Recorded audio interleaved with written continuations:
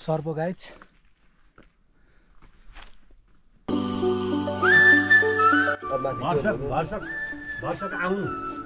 ल हामी निस्केको है त ल हस् बाई बाई बाई बाई बाई बाई बाई बाई बाई भिनाजु राम्रोसँग गर ल शुभयात्रा हस् पुग्यो जग्गा टुक्रो घर आइपुग्ने हस् हस्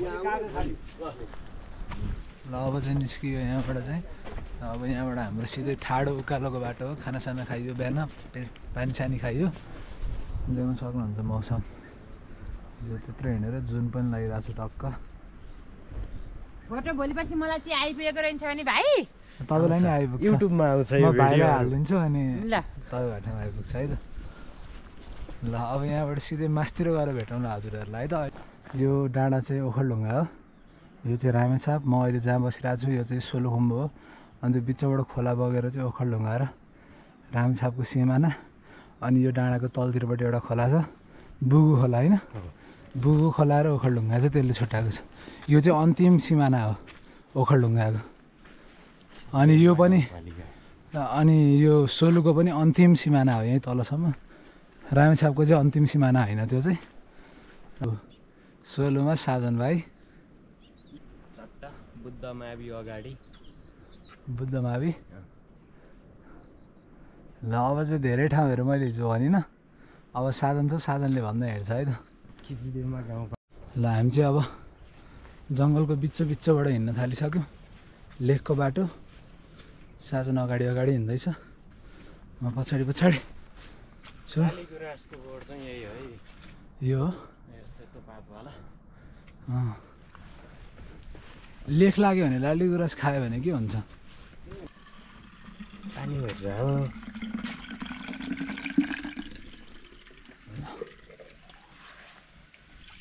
हामी निरन्तर आफ्नो गन्तव्यतिर लाग्दैछौँ बाटो यस्तो छ बाटो अहिले कोही पनि नहिँड्ने भएर कुरो जता नि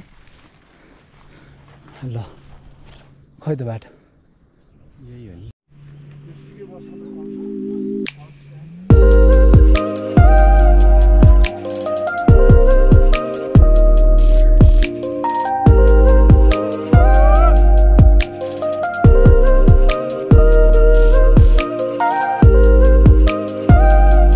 ल हामी चाहिँ यहाँ अब चौतारा जस्तोमा बसेको छौँ देख्न सक्नुहुन्छ पुरै अब हामीलाई यहाँबाट लगभग कति लाग्छ साधन लाग्छ 5 घन्टा जति अझै 5 घन्टा जति लाग्छ हामीलाई यहाँबाट त्यसपछि हामी चाहिँ यहाँ ल बल्ल यो बौद्धन एरिया आइपुग्यो अब यहाँबाट अगाडि बल्ल दुईजना फरेनर्स पनि भेट्यो बाटोमा दाइहरू नि पिके नै हो हामी पनि पिके नै हो हामी लेतीबाट आएको दाइ हजुर होइन होइन यहीँ लेते ओखलढुङ्गा लेते पोकली हजुर हजुर आज त्यही नै पुग्ने पिके तल पुग्ने भोलि बिहान गएर चढ्ने त्यो डाँडा हो ए ल बल्ल देख्यो अब पिकेको डाँडा देख्यौँ पिकेको डाँडा ऊ त्यो टुप्पोमा हो हाम्रो आज डेस्टिनेसन त्योभन्दा अलिकति तल हुनसक्छ अनि भोलि चाहिँ हामी त्यसको त्यो डाँडामा चढ्छौँ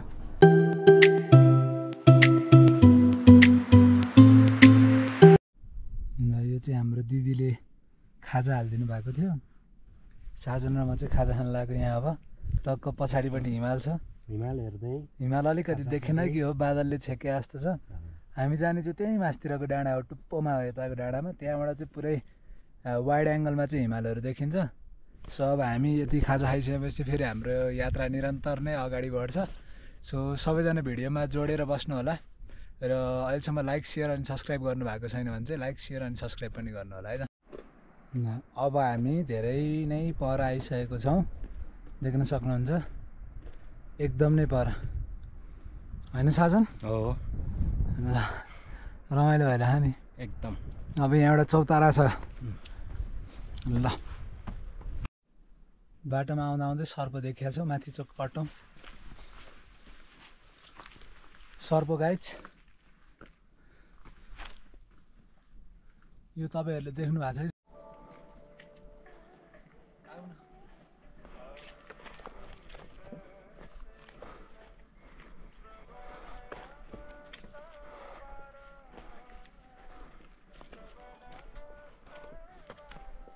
अझै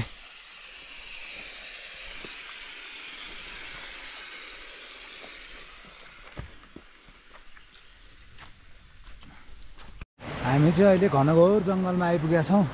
पुरै जङ्गलै जङ्गल, हेर्दै डर लाग्दो। न मान्छे छ न केही छ। साजन भाइ र म चाहिँ अगाडि हिँड्दैछौँ। अब यो जङ्गलमा चाहिँ हामी धेरै बेर बस्नुहुन्न, किनकि यहाँ बाघ भालुको चाहिँ पानी खान आउने ठाउँ पनि हुनसक्छ। सो देख्न सक्नुहुन्छ है त। घना जङ्गलको बिचमा चाहिँ एउटा घर भेटाएको छौँ। भर्याङ यस्तो छ, बारै बार लगाएको छ। सो अगाडि जाँदैछौँ, देख्न सक्नुहुन्छ। होटेलै हो क्या? मान्छे हुनुहुन्छ?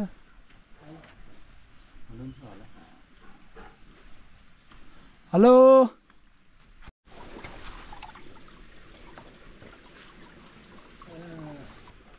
अब यहाँबाट हामी पिके जान कति लाग्छ अझै? अब 1 घन्टा। उहाँको नाम चाहिँ जाङ्गु शेर्पा। हामी चाहिँ बाटो हरायौँ अहिले। यताबाट आउनुपर्ने रहेछ, हामी तलबाट आयौँ नि त। तल जङ्गलको बाटो आएर अनि यहाँ धन्न चाहिँ पुग्यौँ। भन कुन ठाउँ आइपुग्यौँ रे? नौर भन्ने ठाउँ आइपुग्यौँ। अब यहाँबाट अझै हामीलाई 1 घन्टा जति लाग्छ।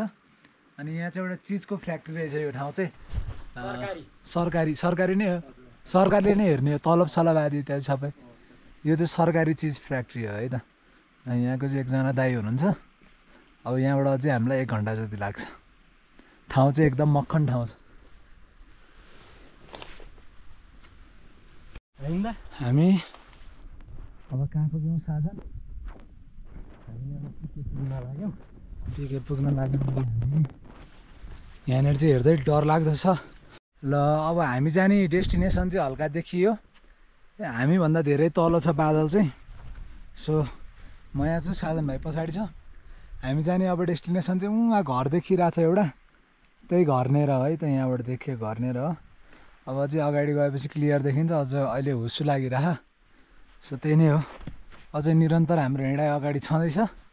बाटोहरू चाहिँ पुरा सिँढीको जस्तो यो गोरेटो बाटो हो। यो बाटो हिँडेर हामी त्यहाँसम्म पुग्छौँ।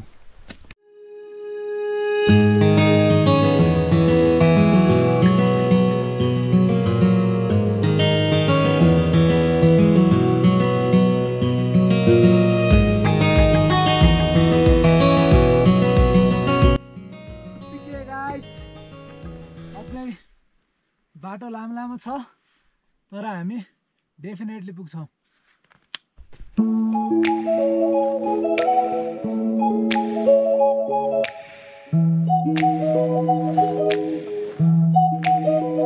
हामी यत्रो धेरै हिँडेर चाहिँ यहाँबाट तलतिर कति हिँड्यौँ।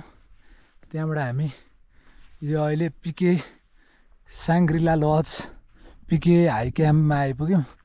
यसको मिटर चाहिँ लगभग तपाईँको 3777 मिटरको हाइट छ। हामी 3777 मिटर हाइटमा आइसक्यौँ। देख्न सक्नुहुन्छ। अलिकति क्लोजबाट देखाइदिउँ। अलिक करेन्टै लाग्ला यार त्यो। हाइट ल 3377 होइन भाइ? हो, के छ स्थिति? एकदम। अब यहाँनिर होटल पाइन्छ कि पाइँदैन भन्ने कुरा हो। होटल माउन्टेन भ्यू आदि इत्यादि हरेक छन्। ल Pikey Tungna Baje lodge and restaurant, Lekhu Pikey base camp Solukhumbu, 3777 feet. र यो चाहिँ सुचिया हो है। सुचियामा चाहिँ के हुन्छ अरे? जौको पिठो मिक्स गरेर जौको पिठो मिक्स गरेर अरे यो चाहिँ। सो गाइज आज चाहिँ हामी तुङ्ना बाजेको होटलमा बस्छौँ। भोलि चाहिँ हामी बिहानै पिकेको लागि हिँड्छौँ। So thanks for watching. जसले मेरो भिडियो हेर्नु भएको छ सबैजनाले लाइक सेयर अनि सब्सक्राइब गर्नु होला। सो भोलि बिहान भेटौँला। अहिलेको लागि bye bye. See you soon guys, stay tune, bye by.